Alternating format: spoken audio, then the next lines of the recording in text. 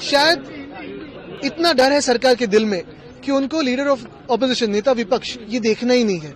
तो ये डर सामने आ रहा है लोगों के, और चुनाव आयोग के आशीर्वाद के बाद इतनी सारी बहुमत प्राप्त करने के बाद भी अगर विपक्ष से डरते हो सरकार, तो और क्या कहें। कहीं ना कहीं दोनों ऑफिस में, दोनों हाउस में नहीं है, किस तरह से? क्योंकि सरकार ये नहीं चाहती कि किसी विषय पे चर्चा हो। जो विपक्ष, नेता विपक्ष के अधिकार होते हैं हाउस में, वो किसी को ना मिले, वही बात है। वंदे मातरम हुई है मुख्यमंत्री से या? बिल्कुल नहीं हुई है। पिछले सदन में अगर आप देखें, सत्र में हुई थी, वो तो दुनिया के सामने हमने करी थी, और आज भी हमारी यही मांग है कि डर क्यों है आपके दिल में।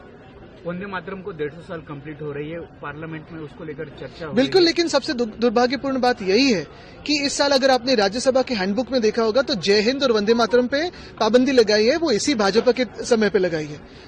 तो यही है कि वंदे मातरम हो, जय हिंद हो, हिंदुत्व हो या देशभक्ति हो, इसका सिर्फ उपयोग या दुरुपयोग भाजपा चुनाव के समय करती है, बाद में उसी पे पाबंदी लगाती है। वंदे मातरम को मॉडिफाई किया जा सकता है बीजेपी की तरफ से?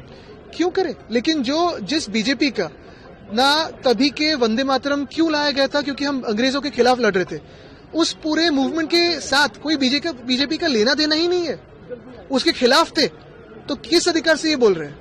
एक तरफ इंडिगो से सभी ट्रैवलर्स परेशान हो रहे, और बीजेपी के एमएलए प्राइवेट जेट से। बिल्कुल, आज एमएलए आए, कल सीएम साहब का प्राइवेट जेट 2-3 बार इस्तेमाल किया गया, डीसीएम दोनों प्राइवेट जेट से आए, उन्होंने भी 2-3 बार किया। तो ये सारी जो इनके जो विधायक है वो प्राइवेट जेट से आ रहे हैं, किस पे बिल लग रहा है?